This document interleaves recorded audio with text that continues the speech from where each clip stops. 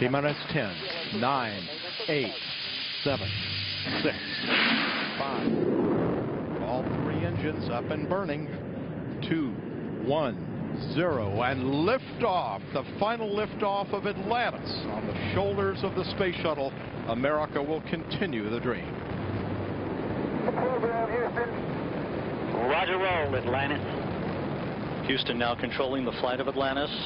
The space shuttle spreads its wings one final time for the start of a sentimental journey into history.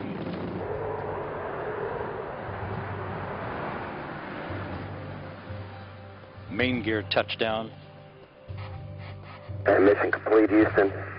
After serving the world for over 30 years, the space shuttle's earned its place in history and it's come to a final stop.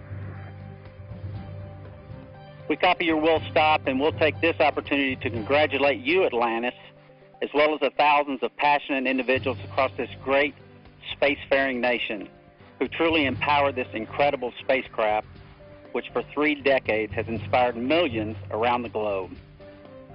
A year after the retirement of NASA's space shuttles and their shipment to museums across the nation, the workforce at NASA's Kennedy Space Center in Florida is remaking America's gateway to space. A dynamic infrastructure is taking shape, one designed to host many kinds of rockets and spacecraft, sending people on humanity's great adventures.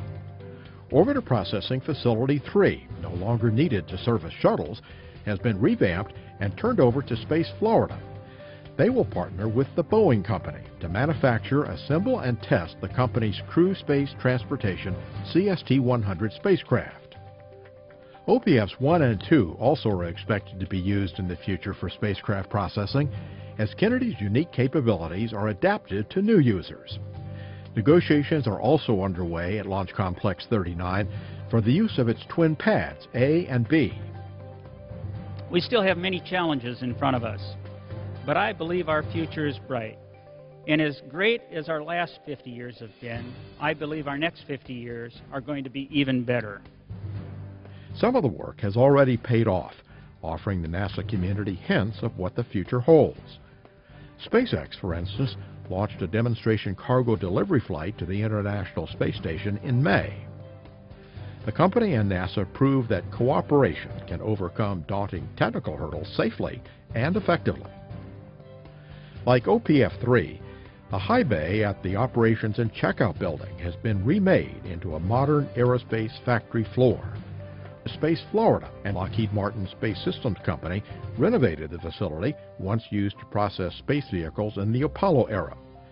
It will serve as the final assembly and checkout facility for the Orion crew exploration vehicles, which includes the crew and service modules. The first spacebound Orion rolled into the facility June 29th to begin assembly and processing for a flight test in 2014. NASA and its astronauts are counting on the Orion to take people into deep space for the first time since Apollo.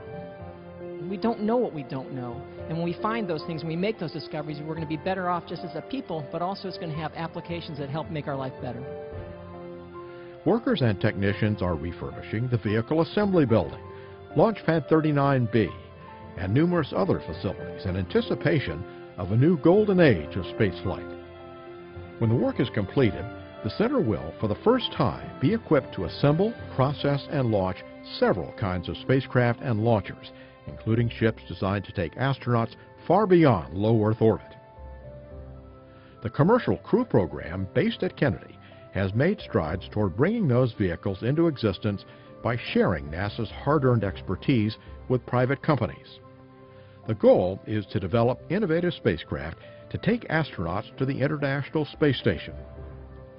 While the launchers and spacecraft that will take people into space are invented and tested, NASA's Launch Services Program continues to dispatch NASA explorers of a different kind to survey the cosmos and visit some of the most tantalizing destinations in the solar system.